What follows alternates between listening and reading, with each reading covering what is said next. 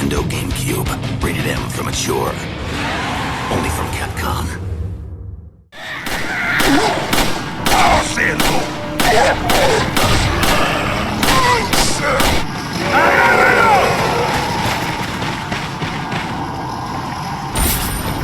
Well, the way this episode has gone, thank God there's no smutty innuendo in this one.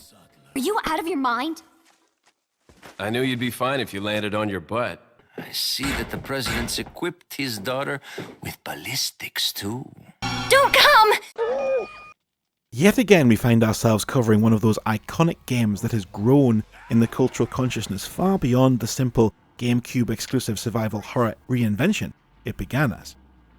It's no exaggeration to say that Resident Evil 4 changed everything, not just for its own franchise, which then became almost unrecognisable from earlier entries, but for games in general.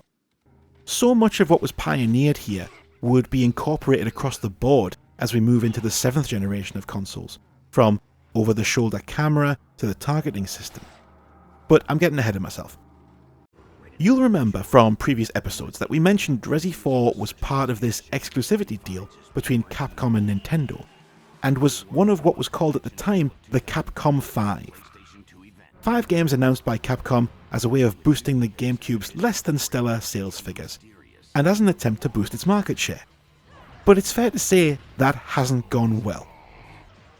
While Beautiful Joe had been a modest hit, though allegedly still below expectations, PNO3 was a massive flop. A game called Dead Phoenix never even got a release at all, and by the time Killer 7 came out, it was already a multi-platform release. Capcom having come to the conclusion that Nintendo's little cube just couldn't generate the sales of its competition. Resident Evil 4 was the biggest name of the 5, the real heavyweight, and the only one they insisted definitely wouldn't be ported to the PS2, which it promptly was just 9 months after its GameCube release, with additional content no less. So the whole thing was a bit of a depressing story for Nintendo. Still, for what it's worth, the GameCube version is the technically and graphically superior one, and the one I played at the time. It's hard to believe now, but there were plenty of fans left deeply unimpressed with this one. There'll be people out there now, people watching this, who considered the shift in tone, style and gameplay just too extreme, too dramatic to still consider this a Resident Evil game. Because the fact is that almost everything from the series to this point got ditched. The formula had been feeling stale for a while though, and change was needed. This wasn't the 4th Resident Evil. We'd had Code Veronica and Zero, as well as the remake of the original, which means 6 games, all with more or less identical structure, gameplay, style, etc. since the launch of the PS1. So the fixed cameras, hand-drawn environments, gone. The tank controls, gone. Kind of. The new over-the-shoulder camera means that you can't call them tank controls, but it still feels sticky and clunky as you can't move and shoot at the same time, so you still have to plant your feet to aim just like before.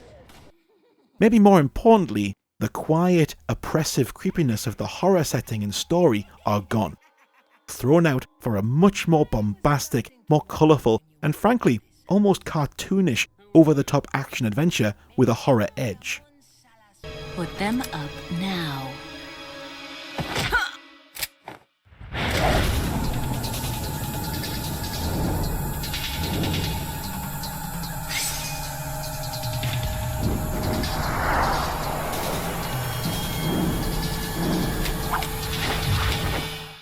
Bit of advice, try using knives next time. Works better for close encounters. Leon Kennedy returns from part 2, though now he's a super cool James Bond style super spy. And he's here to rescue the president's daughter, and unbelievably, it just gets sillier from there. We'll be doing a bit of Jaws,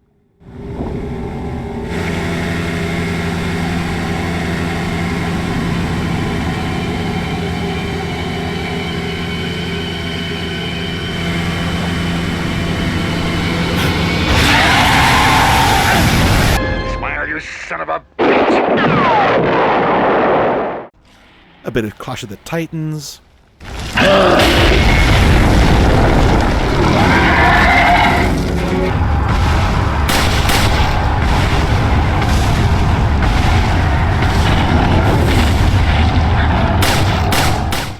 there's a creepy cult of monks in a huge gothic castle, and a cast of really daft characters that don't seem to take any of it particularly seriously.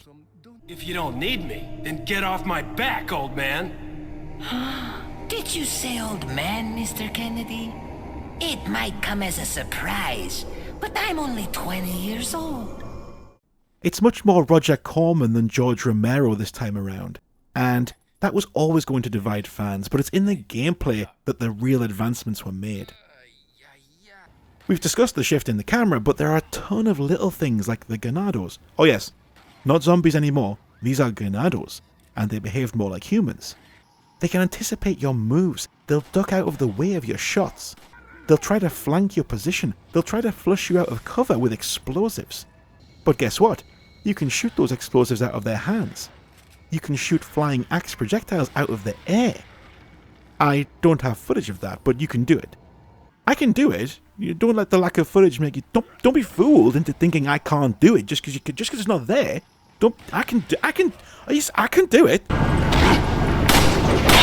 Haha, there you see, I can do it. Yes!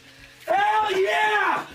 The boss fights are more elaborately designed set pieces now too, rather than just putting you in a room with a bullet sponge, and they mix things up by incorporating QuickTime events and other such unique gameplay requirements, such as having to dunk these lads into the lava to beat them.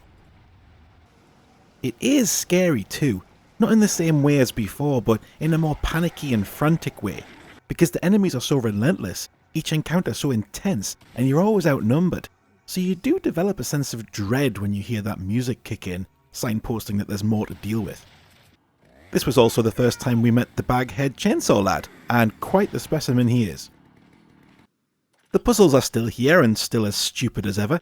You're looking for keys with pretty pictures on them and backtracking a lot. You will get very sick of seeing this fucking village. And it is actually quite tough. Going back to it, you realise that although ammo is more plentiful, it is limited. And the AI makes sure that if you just charge forward and treat it like a shooter, you'll get punished quite harshly.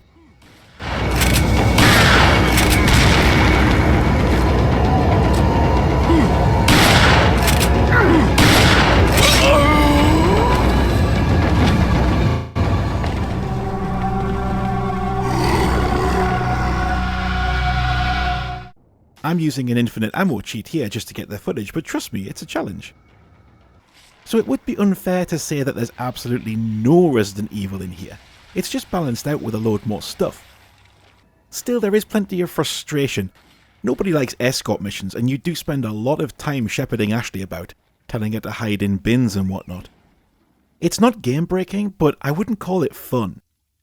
There are siege sections when the number of enemies just seems to be infinite, in a way that gets a bit tiring the third or fourth time you do it. The castle section also deteriorates into a trial and error slog, with Ashley being constantly in danger of being carried away.